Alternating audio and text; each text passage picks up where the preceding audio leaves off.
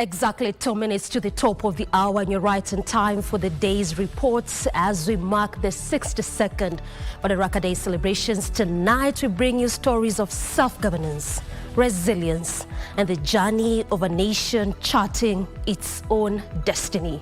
This is Prime Edition, and as is tradition, the day's highlights.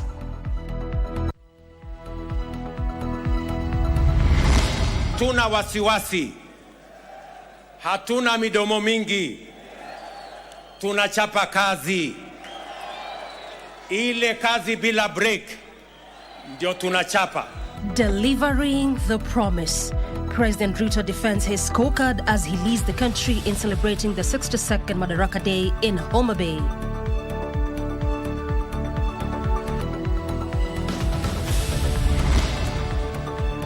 A party like no other. Kenyans turn up in style at the Raila Odinga Stadium to mark Madaraka Day.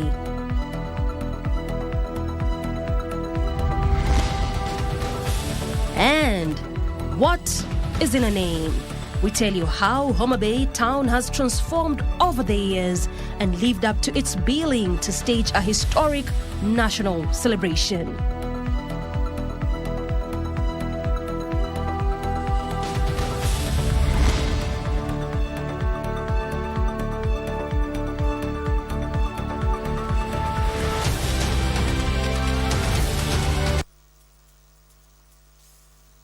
Tushangilie Kenya, taifa letu tukufu, Kenya tunayoipenda, Kenya nchi tunayoipenda, tajivunia sana tukijiita wa Kenya. Welcome to Prime Edition. I'm holding down the fort for my colleagues Regina Manyara and John Jacob Curia. I'm Doreen Arange. Byron Abole is our sign language interpreter. And our President William Ruto used the Madaraka Day celebrations in Homa Bay to rally the country behind the broad-based government, saying this will ensure universal progress of the country. His appeal was echoed by Deputy President Kithure Kindiki and Homa Bay Governor Gladys Wanga, who appreciated the conducive political environment created by the UDA-ODM truce to set the country on a unified development path. As Wycliffe Okech now reports.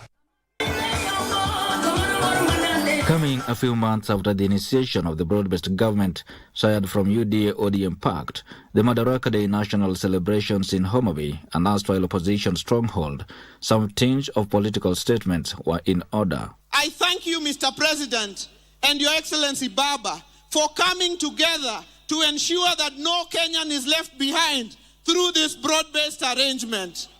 This is how we will tackle the challenges confronting us, by having everyone on board the Kenya prosperity ship. Sentiments echoed by Deputy President Kithure Kindiki and former Prime Minister Raila Odinga.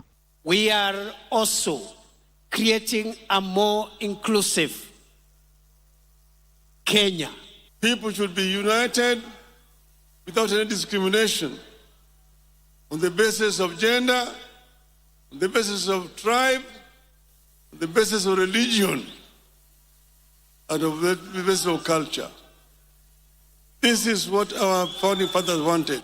In acknowledgement of the pains the locals went through during the anti-tax protests, the ODM leader urged the president to go beyond his apology at the National Prayer Day and compensate them. I want today to say that we should do compensation to families of those who died and those who were injured, so that we can have a closure to this chapter of our national history today. We want Kenyans to live in peace and in unity. President William Ruto, however, steered off the matter, focusing instead on the benefits that the broad-based government had brought to the country. Ile kazi bila break ndio tunachapa. Ni kweli ama si kweli, watu wa Homa Bay? Tuendelee ama tuendelee? For Sunday Express, I am Wycliffe Okech. As the sun rose gently over the shimmering waters of Lake Victoria, the people of Homa Bay stirred with anticipation. June 1st was not just a date on the calendar, it was a moment of memory and meaning. The celebrations left the crowd that thronged Raila Odinga Stadium thrilled with spectacular displays and performances by the military, select groups and musicians. Kamche Menza reflects on the excitement about the day from drone undeterred by the scorching sun. Long before daybreak, the 12,000-seater Raila Odinga Stadium in Homa Bay was packed to the brim, and yet outside, masses thronged its 8 gates, yearning to be let in. Crowds of residents at the gates anticipating to get inside the stadium. The town stadium was turned into a sea of color and sound. And as the sun rose to a canopy of crisp blue skies, the crowds braved the hot sun, expectant of quenching their thirst for entertainment. As the speakers belched patriotic songs that echoed far beyond the stadium walls, dignitaries and leaders alike, some in suits, others in patriotic and traditional regalia, steadily joined other Kenyans for the celebrations. I've just arrived and I think I'm very happy with what I'm seeing here. People are ecstatic. The energy and the vibe is beautiful. The amount of money that has been pumped into Homa Bay is just great. The infrastructure, we have a state lodge now, that will spur development. It will spur the economy, the agriculture economy. In the terraces, flags fluttered in the wind with the vibrancy of their red, green, black and white colors. And immediately the president's entourage touched the ground. The event officially kicked off with a colorful parade by disciplined forces. Military boots struck the ground in synchrony, a rhythmic echo of sacrifice and sovereignty. The parade unfolded in precision. The Air Force jets soaring overhead with acrobatic stunts. This was crowned by the daring parachuters thousands of feet above the ground, gliding skillfully and only guided by smoke on the ground to safe landings, drawing cheers and gasps from the crowd.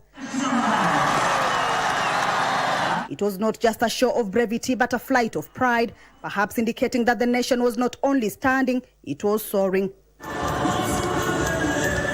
Then came the centerpiece of the celebrations, school children performances crafting intricate human graphics that painted the pitch with formations symbolic of their patriotism. The event would not end without cultural and traditional performances. Dancers from Karachuonyo and Suba took the stage in bursts of energy, feet stomping the ground, shoulders swaying in sync with the sounds of Orutu and Nyatiti. Literally, every inch of the stadium had a pulse, a beat of a nation commemorating not just a death, but a dream that dared to stand tall in 1964. And as the celebrations ended with the national anthem, one message rang clear in Homa Bay. The spirit of Madaraka lives on, not just in history, but in the aspirations of Kenyans striving for a better tomorrow. Kamche Menza for Sunday Express at the Raila Odinga Stadium, Homa Bay County. Madaraka Day celebrations in parts of the Great Rift Valley were used to preach peace, with leaders using the platform to assure residents of security in areas plagued by rampant banditry. Other leaders used Madaraka Day to outline the steps being taken to lower the cost of living. Here is Tilio Marco with the details. Nakuru County Commissioner Loiford Kibara said security officers are intensifying a manhunt for a lone gunman and his 2 accomplices who have been targeting businesses in Nakuru town, especially at night. Kibara warned local administrators that those abetting the trade in illicit brew will be dealt with. Huyu mtu anatoa risasi, anapiga mama kama hule mama ana hatia yoyote. Mama anakufa, anatuachia watoto na watu wengine hapa kushughulika na wao. Yani huyo mtu ndio mnatuambia tushike tupeleke polisi. The sentiments were echoed in Nyandarua County. In Kajiado County, Governor Joseph Orelengu promised the locals that his administration will adopt green energy to deal with the challenge of high cost of electricity. Our lighting and water pumping systems have suffered so much under the Kenya Power. As a consequence, as a county government, we are migrating to solarization.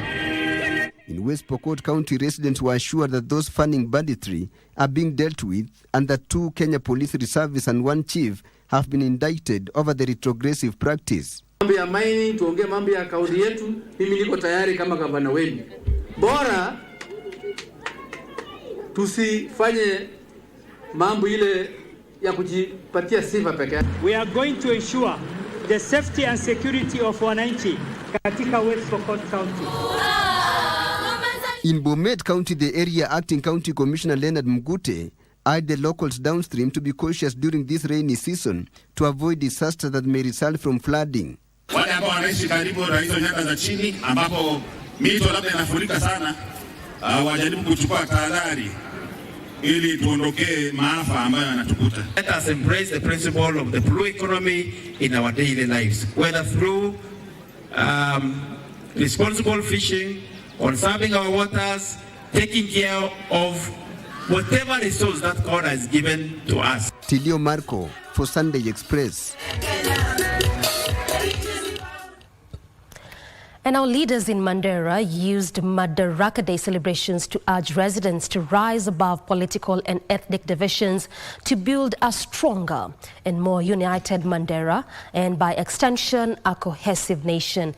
Meanwhile, in Mombasa County, the County Commissioner Mohammed Noor used the occasion to announce the arrest of 9 suspects believed to be behind a sophisticated car-breaking syndicate that has been targeting bank customers.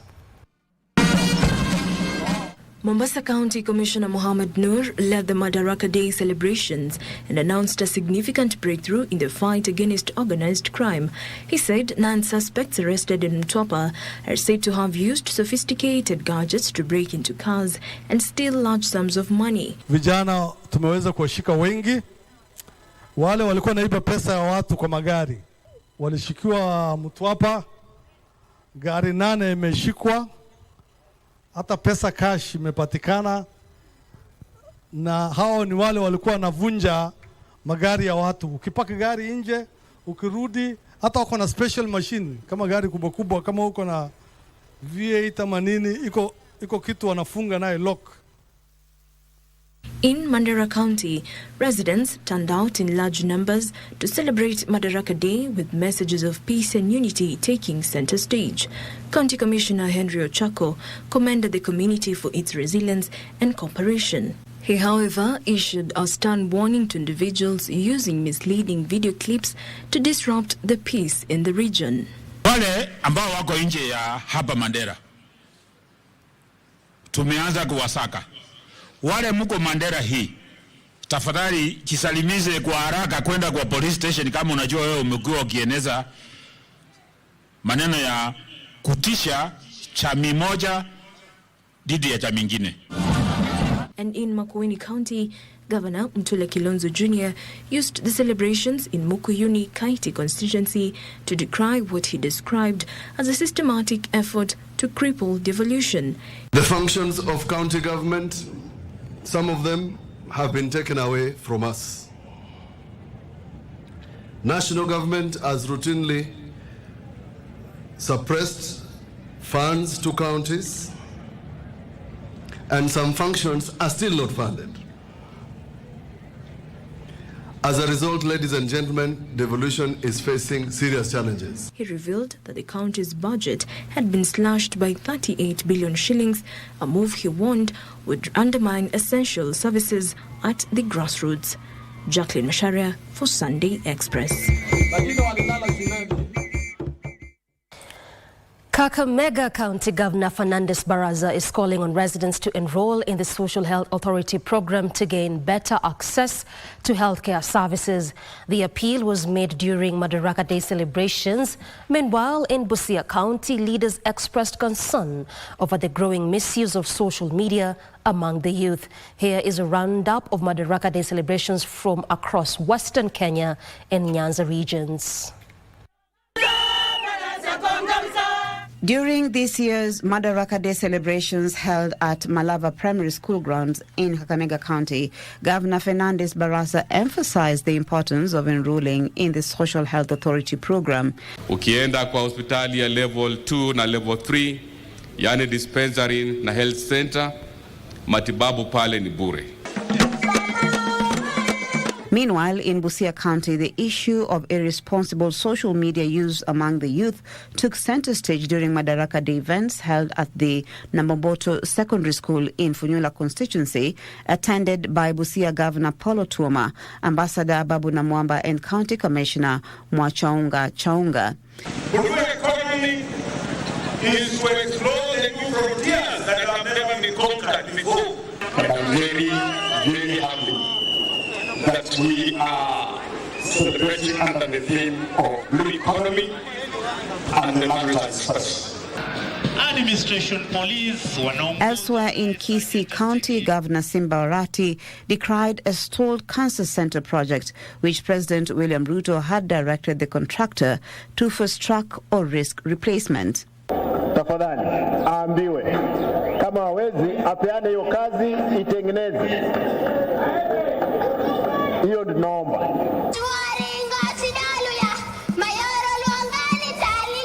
Madaraka Day celebrations at the Jaramogi Oginga Odinga Stadium in Seya Town, Area Commissioner Norbert Komora called for concerted efforts to tackle security challenges in the county. Wakati tukiwa wasichana wawili ambao wanaenda katika shule asubuhi na kuwaweka uchi, hiyo ni kitu ya kujivunia sisi kama Siaya. So kwa hivyo tutafakari, tujiulize mahali ambapo tunapoelekea kama county.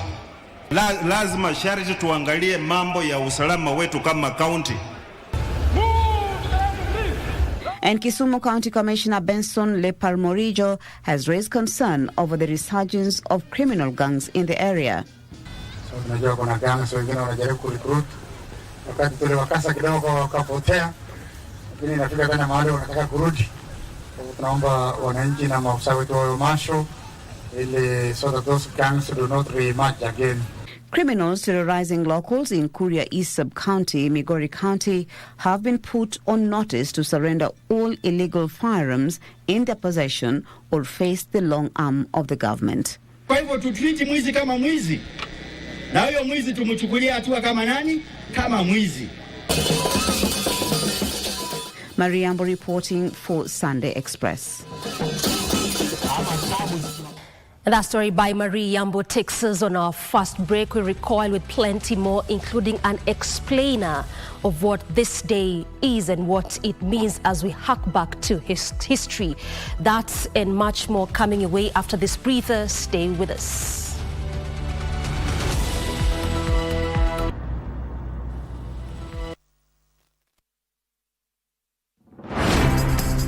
Je, umewahi kuwa na deni ya KRA? Basi usiwe na shaka. KRA wakishirikiana na KBC wamekuandalia roadshow murwa kabisa. Jiunge nasi tukufahamishe kuhusu KRA Tax Amnesty Program na jinsi utakavyoweza kusamehewa adhabu na riba na KRA. Pia tutakuwa tunakusaidia kujaza fomu za kodi za mwaka 2024 na kukusaidia na huduma za KRA kwa mtaa wako. Ijumaa tarehe 6 na tarehe 7 mwezi Juni tutakuwa na mobile clinic mjini Machakos, Club Leo Parking Space. KRA, tulipe ushuru, tujitegemee. Tracy, ulifikisha doza trip? Sijafikisha bado. Saving for retirement has been my biggest priority. So when the trip, nilikuambia jua kali kuna do. Mimi venye nimejipanga na biashara yangu, sione nikiwahi sote. Trip bado tunaenda. Na by the way, do you save for retirement? Kwani mimi ni mzee? I'm still young and I've got plenty of time to start saving later. Then again, si watu wa jua kali, hatunanga hizo ma pension plans. Kwani ujui unaweza register with an individual pension plan yenye iko regulated na RBA? Inawakaje? Una deposit any amount of money at any time na uko guaranteed ukikuwa mzee. Maisha yako itakuwa nywe. By the way, nakushauri ni ukweli. Hadi mimi boost savings zangu kwa scheme yetu ya job. Really? Nilijua siwezi kuwa kijana forever. Sis, usikose kujipanga mapema. Tutakuwa wazee wa maana. Hebu nionyesheni kuwa mzee wa maana. Ensure you save and plan for your retirement during your youthful working days. Provided you are earning an income, you can join a retirement benefit scheme registered by Retirement Benefits Authority and safeguard your tomorrow. RBA, safeguarding your retirement benefits.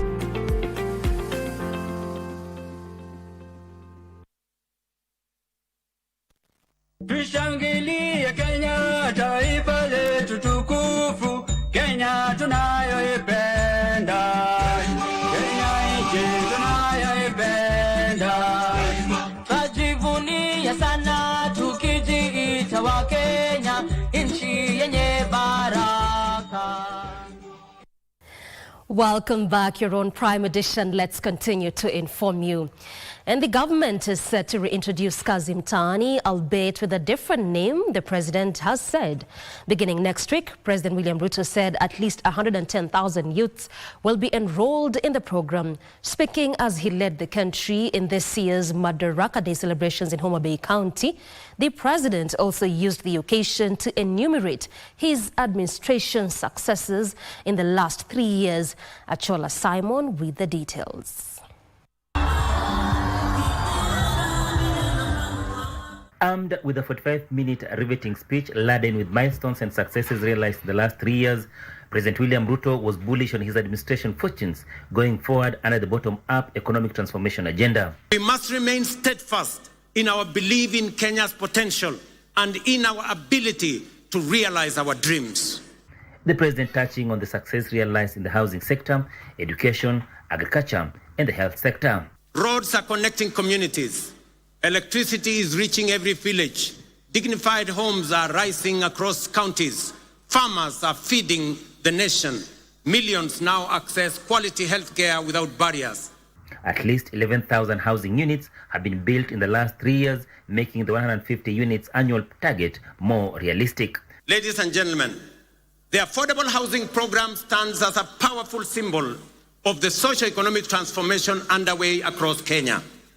Last week, I had the privilege of handing over keys to the first 1,080 social housing units in the new Mukuru estate in Nairobi. As I said then, while it was a life-changing moment for the new homeowners, it was equally one of the most profound and consequential days in my political career to witness how a deliberate government policy can uplift lives, restore dignity, and offer hope to communities that have long lived on the margins of our society. Furthermore, the sector has created over 250,000 jobs so far. The president also highlighted the milestones achieved in the health sector amid murmurs over the functionality of SHA. In just 8 months, SHA has disbursed Kenya shillings 43 billion in claims to facilities, with 4.5 million Kenyans having received treatment fully covered by SHA since its inception. The head of state revealing that at least 50,000 people enroll on the platform every month and introducing an option for partial payments dubbed SHA Pole Pole. Lipa SHA Pole Pole has been made possible through a strategic partnership between the Ministry of Health, the Ministry of Cooperatives and MSMEs, mobile network operators, and financial institutions through the Hustler Fund. The system is simple and accessible to citizens. Citizens can dial *147# and follow the prompts to enroll and begin their contributions immediately. The platform has also seen at least 4.3 million Kenyans benefit from the project. On education, the infrastructure will be upgraded and expanded. Our next priority is to ensure every school has infrastructure and equipment needed to support both learners and teachers. To support this transition, and respond to the needs of our growing population, we have undertaken the largest teacher recruitment drive since independence. The government has already employed 76,000 teachers and intends to employ 26,000 more. In agriculture, the president defended the leasing of government on millers for sustainability and assured the farm's assets will not be lost. Our goal is to modernize the mills, ensure prompt payment to farmers, workers' salaries and wages, and transform these once struggling factories into productive and sustainable enterprises. He said with sustained provision of farm inputs, the country is on course to realizing a reduction of at least 70% of sugar imports. Achola Simon, Sunday Express, Homa Bay County. Madaraka Day is a reminder of Kenya's path to self-governance. In recent years, the national celebrations have evolved and have been devolved to highlight key national priorities through carefully chosen themes. But how many of us know what the day means and why it matters? We hit the streets of Nairobi and also sampled views from Kenyans from various counties to just know what this day means to them. Take a look. Across the country mark Madaraka Day, a national holiday in our journey to independence. But how best do Kenyans understand this day? Naelewa Madaraka Day kama siku ambayo tulipata uhuru hapa Kenya kutoka kwa ukoloni. Tunaifurahia, ni siku yetu ya nchi kama wa Kenya, kama wazalendo. Ni wakati Kenya baada ya kupata uhuru Waingereza walitupatia uhuru ya kujitawala sisi wenyewe. Madaraka should mean the freedom to question our government, the freedom to make mistakes, economic participation for everybody, and general inclusion of everybody in towards the development goals of the country. Ni mambo ile mzuri ambaye tunakuwa na imani sisi wote Kenya yetu nchi. Vile tunajua Madaraka ni siku ambayo tulikuwa tumepata madaraka. It's self-independence, self-rule.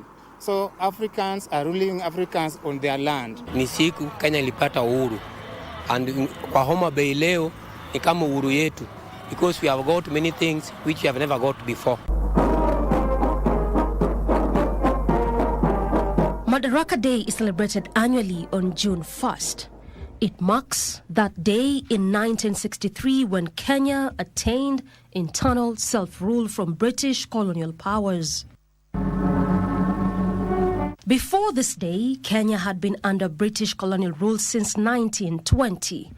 After the country gained the right to self-govern, Jomo Kenyatta became the first Prime Minister and a year later, President. Prime Minister, the Honorable Jomo Kenyatta.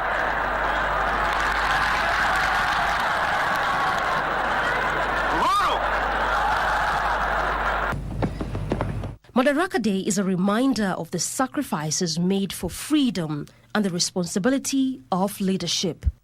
Madaraka Day is sometimes confused with Jamhuri Day, celebrated on December 12th annually.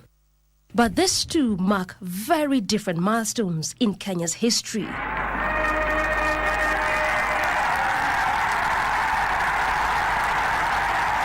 While Madaraka Day celebrates the time when Kenyans took control of their government, Jamhuri Day marks the country's full independence from British colonial rule and the birth of the Republic of Kenya.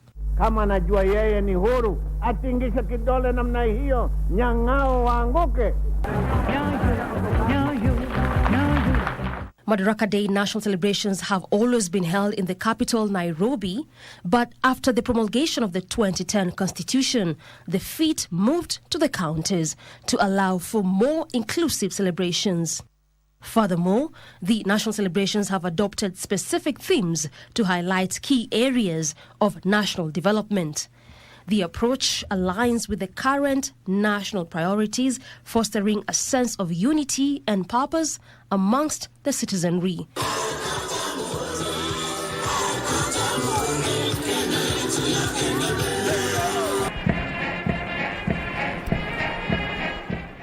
The 62nd Madaraka Day was celebrated on Sunday, June 1st, 2025 in Homa Bay County under the theme Blue Economy and Maritime Affairs, underscoring Kenya's commitment to harnessing its vast aquatic resources for sustainable economic growth. By focusing on sectors such as fishing and maritime transport, the country aims to unlock the potential of its water bodies to improve livelihoods and spur development. The adoption of themes in our national holidays serves as a dual purpose, commemorating historical milestones while directing national attention to various issues.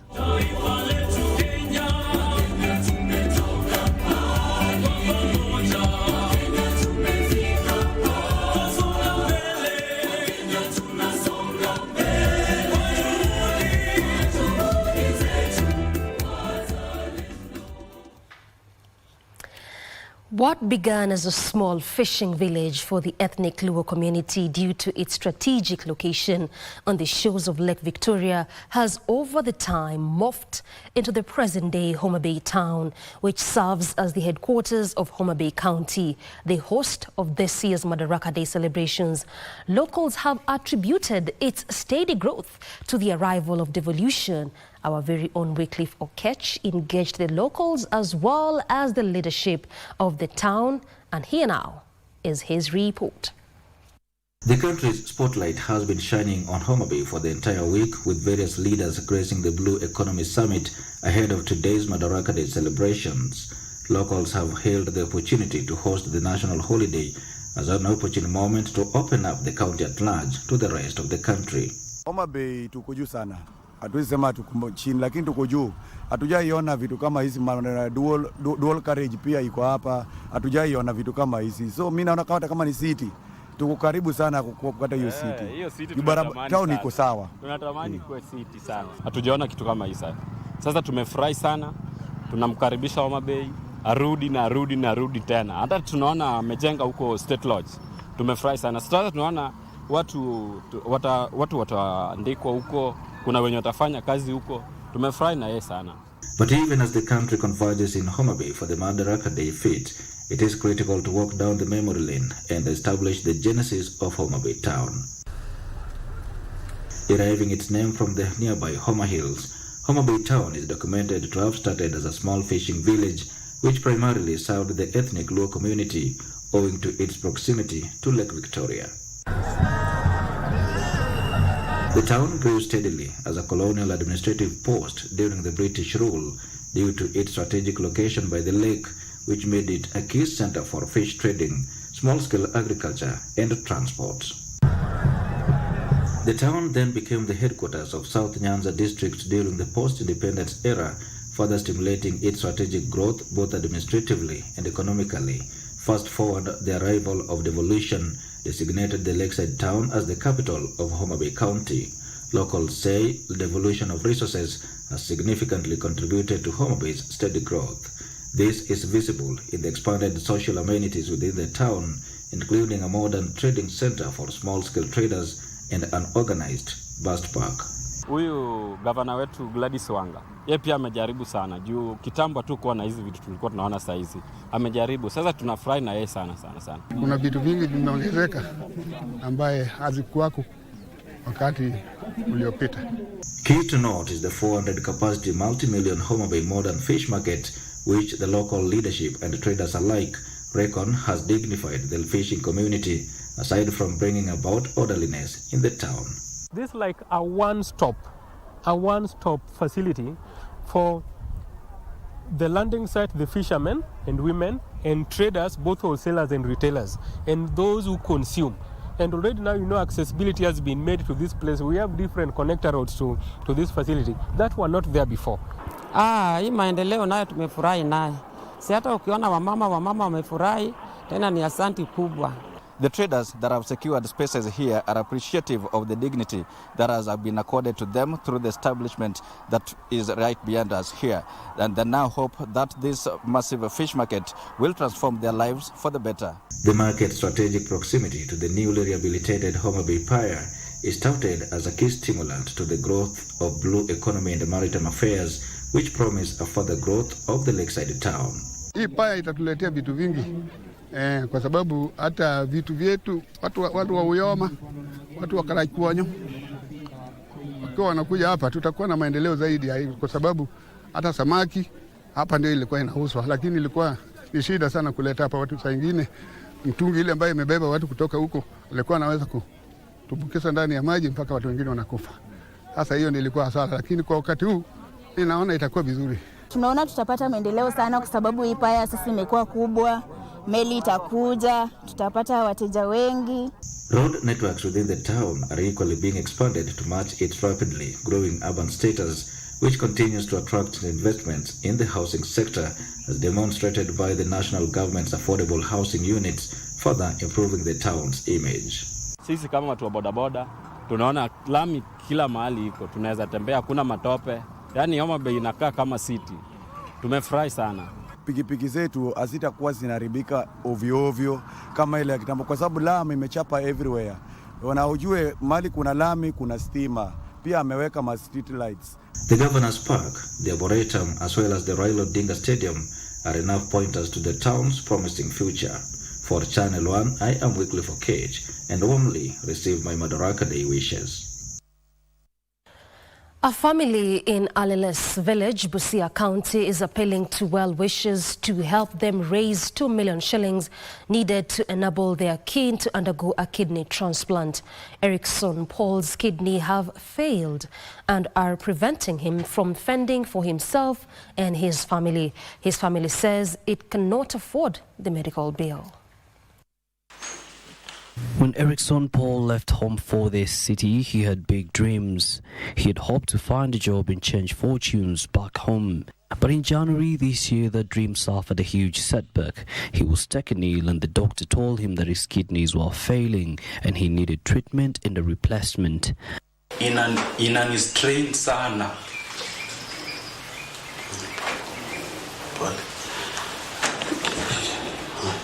Sometimes even turning kwangu ni ngumu sana. Paul is now on dialysis twice a week. I've been in dialysis since January na imekuwa ngumu sana kwangu. Even kusurvive, sometimes you go to dialysis, unatoka huko umechoka, kizunguzungu, sometimes unaishiwa na nguvu. The doctor said Paul needs a kidney transplant. Paul needs 2 million shillings for a kidney replacement, an amount the family can't afford. The family is calling on well-wishers to come to its aid and assist Erickson Paul get back to his normal life. Hatuna chochote kabisa, hata mkiangalia wahisani waweze kutusaidia katika hii familia. Bado tunahitaji Eric.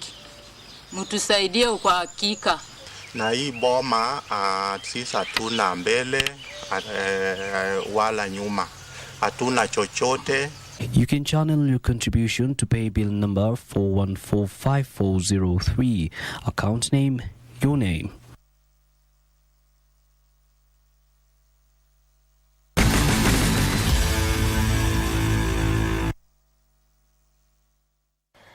Time for your sporting action, and the Confederation of African Football is confident that the East African region is well on course to host its first ever joint major tournament. The 2024 African Nation Championship CHAN, set for August, CAF is impressed with the caliber of the security exhibited by the host countries, Kenya, Uganda, and Tanzania. After conducting the last of the 3 workshops for senior supervisors in Nairobi, the last workshop brought together 40 senior security personnel from the National Police Service, as well as officials from both the Ministry of Sports and Interior Coordination.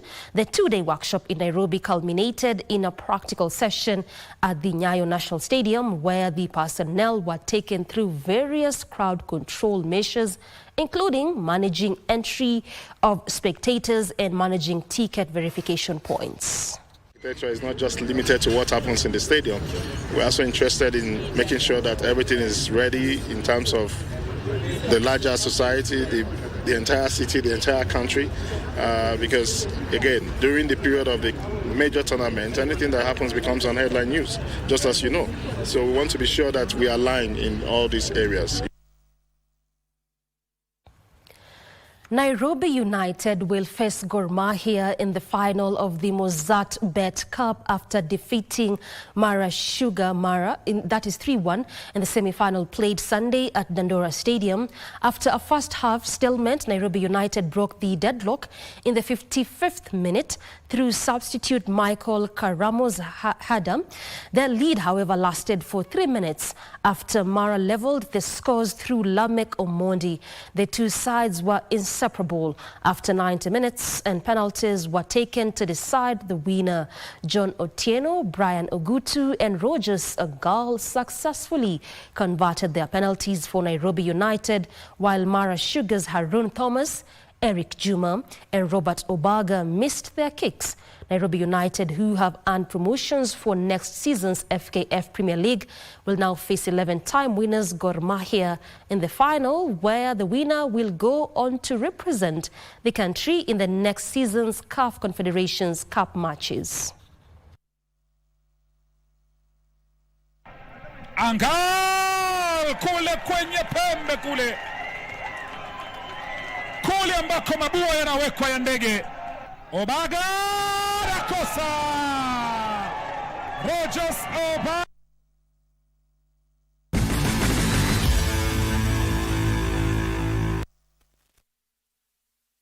In a world where news is ever-changing, staying informed is more important than ever. Join us every week on News Check, your go-to show for the latest in current affairs, breaking news and in-depth analysis. A warm welcome to KBC News Check. From politics to global events, we bring you content that matter to you. We're not just speaking about the governance and how we want to see it, but want to actually participate. Get your facts, hear from the experts, and really understand what is happening around you. We need to change our system first. You have to do the impossible to make sure the message is home. Stay ahead, stay informed, stay engaged. Will these people, everybody agree? Just listen to me. Let's give him a chance to clear the air. Catch News Check every Tuesday and Wednesday from 10 a.m. to 12 noon. Only on KBC Channel 1.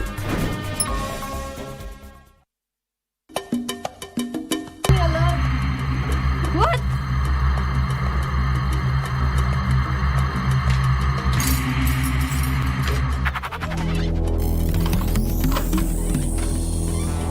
Kisaka, you scared me. Si nilikwambia mimi ndio kile kitu hapa. If it was torture, then I'd be dreaming daily, Kisaka. Lakini tunaweza sana una overreact. What kind of games are you playing? She's going to get my need to hide.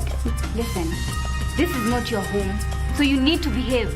Better stay in your lane, because she's not in your league.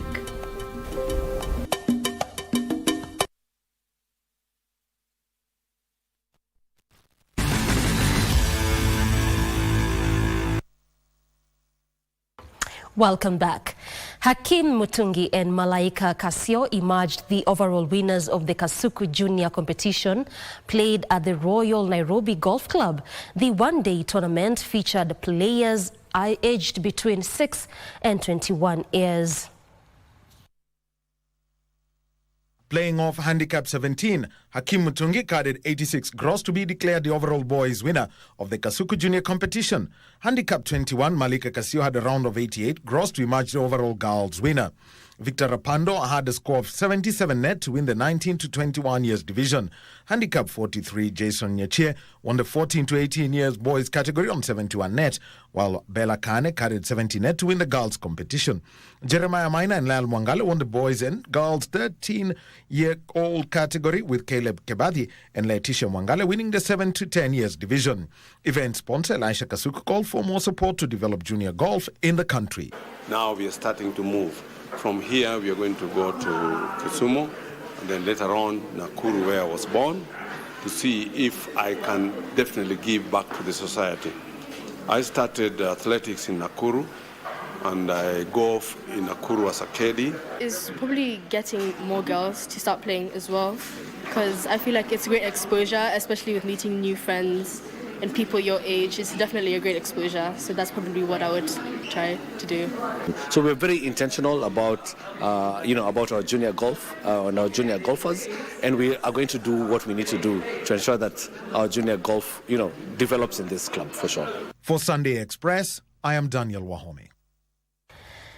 Zimbabwe's Ryan Gwedzima clinched the current Open Squash men's title after edging out Kenya's Muqtadir Nimji 2-1 during a thrilling final played at current Country and Golf Club. Gwedzima was leading 2-1 with game scores at 14-12, 9-11 and 11-9 when Nimji, ahead of the fourth game, was forced to retire due to muscle cramps. The intense action highlighted the competitive matches that have been exhibited at the week-long tournament directed by Kenya squash legend Asif Chowdhury. Meanwhile, Zambia's Lukumba Mushimba overcame Charles Kebele from the UK in a marathon 5-game showdown. Mushimba secured the 3-2 win after pulsating scores of 16-14, 9-11, 11-4, 8-11 and 11-9 in one of the most gripping contests of the tournament. The ladies' final, held on Friday night, was won by Polite Mubure, who beat Kenya's Elizabeth Mulwa. Over 50 players took part in the championship.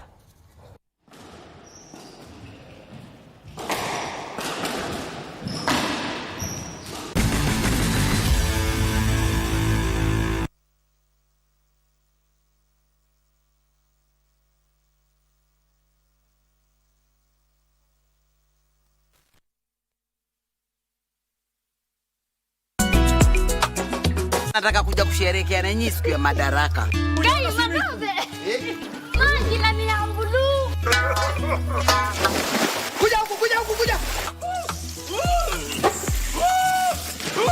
Tunafurahi mpaka na nataka kuboeka nini wewe? Ukiwapo juu kiwa jaba. Hiyo fulili kula kambele yako leo saa jamu manzi. Alafu ukoseo. Mpeleke pole.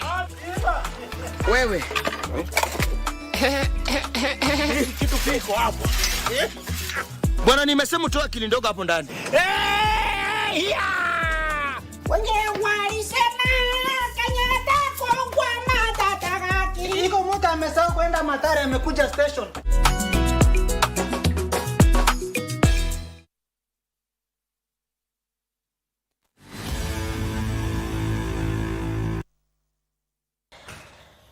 The future of coach Simone Inzaghi remains unknown after he refused to confirm if he will be Inter Milan's manager at the Club World Cup following his Champions League final disappointment.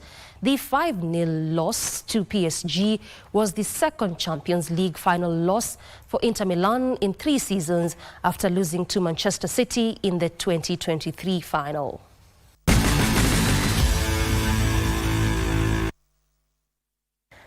And that's all the time we had for you tonight. Time for me to exit and sit ground for the next program. This has been KBC Prime Edition. Thank you so much for watching Sunday Express. This has been KBC Sunday Express. Thank you so much for watching. We appreciate you, our viewers. We value you. And happy 62nd Madaraka Day. I'm Doreen Arange. Byron Abuli has been our sign language interpreter. Good night.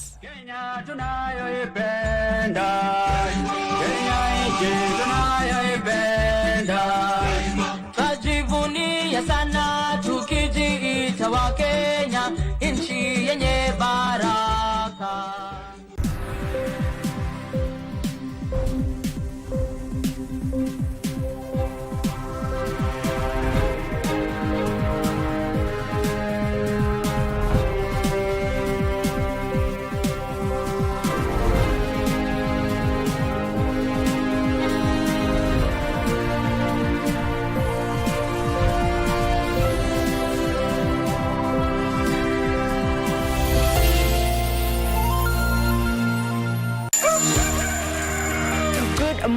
Good morning. Good morning, Kenya. Wake up with Good Morning Kenya, the morning show that's got it all. We dive deep into issues shaping our country. Youth are a voice of a nation. What is the next step for the young people? Unpacking political landscape from Monday to Wednesday. We discuss family matters. It is very important to guard your relationship. And for your health, someone doesn't wake up and they become an addict. It's in stages. We've got you covered each and every Tuesday at 9 a.m. Every Wednesday, it's all about the viewpoint. A day in politics is like 1,000 years. Unpacking the biggest stories of the week, getting you insights and getting you ready for your day. And the package is not yet done.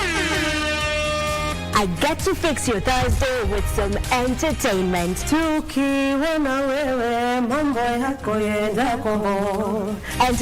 Thursday, it is. Good morning, Kenya. We shape your day. Good morning, Kenya. Every weekday morning on KBC Channel 1.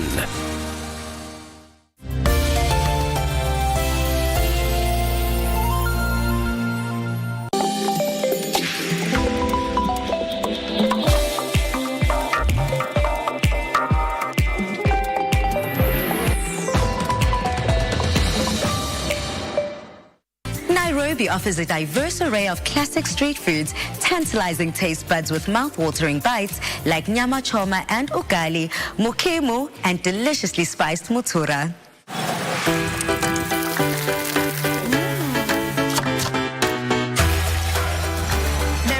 Known for its vibrant street food scene, offering an array of flavorful and affordable dishes. And today I will be sampling the 3 classic street foods that Nairobi has to offer. Let's go.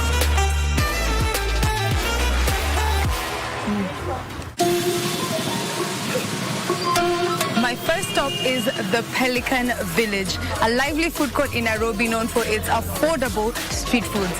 Here, I'm going to be learning more about nyama choma and ugali from Masai, who is our chef. Let's go. Tell us, what is nyama choma?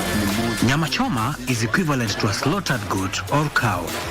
We have rib chops and the front hind. This is what people eat a lot. Chops. People love the rib chops a lot. Umekuwa ukifanya for how long? I have been doing this for many years, since 2013. Lan, I want you to show us the process from the beginning till the end. Sindio? Okay. Fine. The first step, we cut the raw ribs.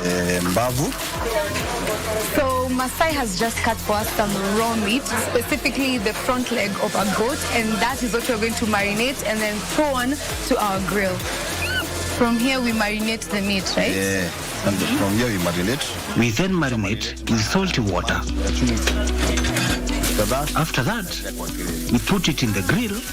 Then you keep on turning the meat, as also you keep on marinating it with the salty water. What is the accompaniment for nyama choma? People love ugali as the main accompaniment for nyama choma. Then we have mokimo, chips, greens, and kachumbari.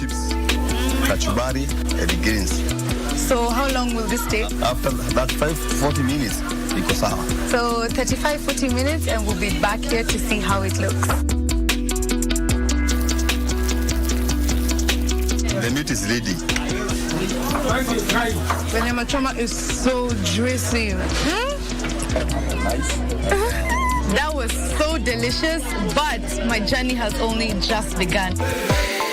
The next part of my journey takes me to Chiemo, Delhi, where I'm going to be learning more about a very traditional food that is very close to the hearts of all Kenyans. This is mokimo with Anne Wairimu. Mokimo is the traditional food for the Kikuyu community. So today you're going to teach us how to make mokimo, right? Yes. We will require potatoes, boiled maize, pumpkin leaves. What makes the mokimo color green? And what and onions.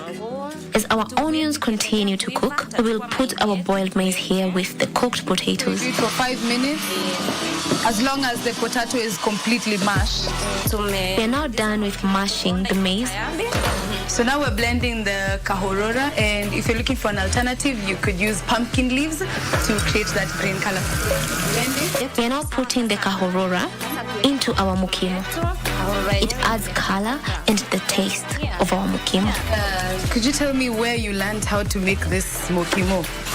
I knew how to cook in my parents' house, and I used to visit my grandmother a lot. Grandma. So now the onions are ready, and it's time for us to fry the mokimo. Our mokimo is ready now. We can serve. We are now ready to eat. It is everything I was imagining it to be. I love how you served it with some beef stew soup. You told me, why do people love this dish so much? Because it's very healthy. It has vitamins, proteins, carbohydrates. It gives you a lot of energy. Now I understand why this is a popular dish.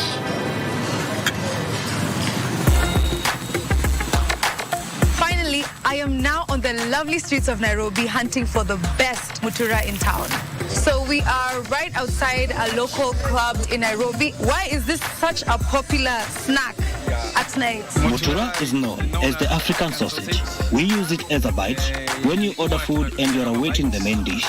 Also, when you get off work during the evenings. How long have you been doing this? I have been doing this job for 2 years. Can you tell us a little bit about what is inside the mutura? Mutura usually has meat, small intestines, onions, and secret ingredients which I cannot reveal. You will not reveal everything. So there's not much that goes on into it after you've already put everything inside the intestine, yeah? Casing. All right. So how long does it take to... It takes 7 to 10 minutes to prepare the 7 to mutura. 10 minutes? Yeah. Okay. So I think I'll wait. This one? Right now, yeah. 200 only. For all of this? Yeah. Moment of truth. Thank you so much. Most welcome. Because it's happening. Nairobi's vibrant food culture is embodied in its love for food. Like Nyama Choma's sizzling grilled meat, the traditionally made mokimo, and even the mutura's unique meat stuffed sausage. Each dish showcases Nairobi's diverse and flavorful culinary traditions. But you must try it for yourself.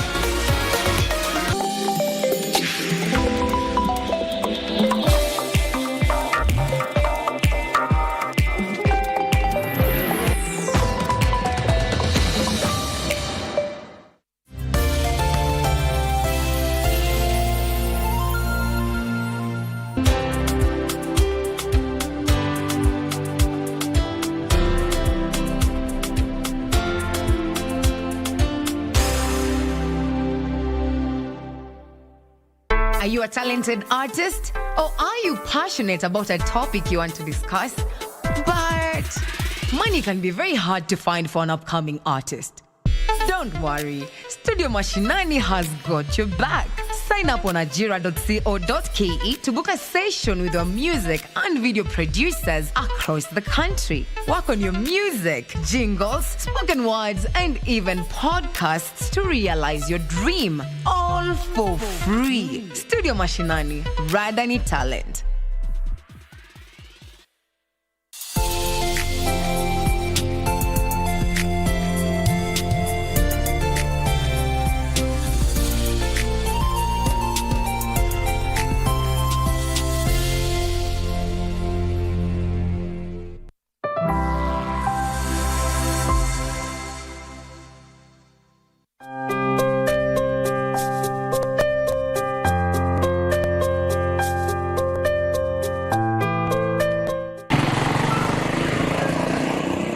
Hello good people.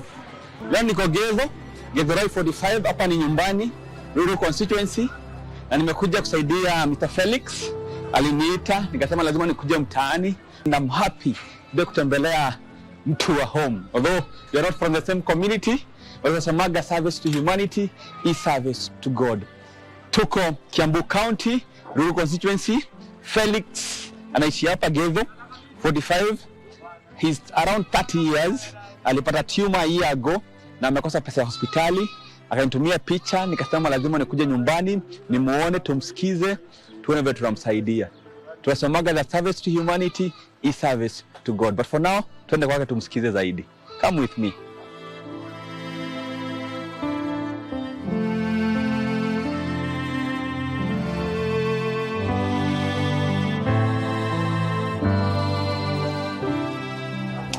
Ati watu wanakuambia gaje?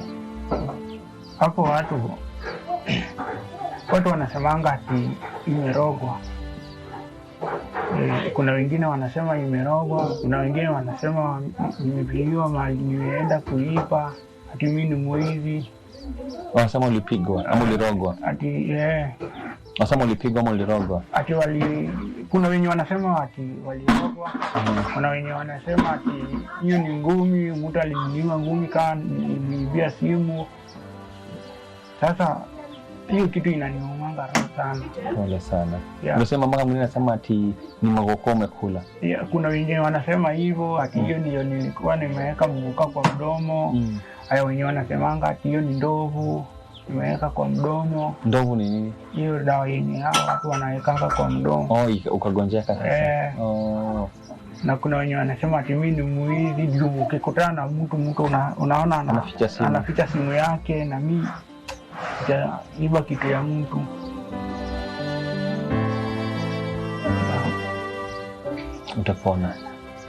Utapona. Leo nimekwambia tuko Kiambu County, Ruiru constituency, wale kunaitwa Githurai. I was born here, so hapa ni nyumbani. Tafuta bishop here, bishop was born here.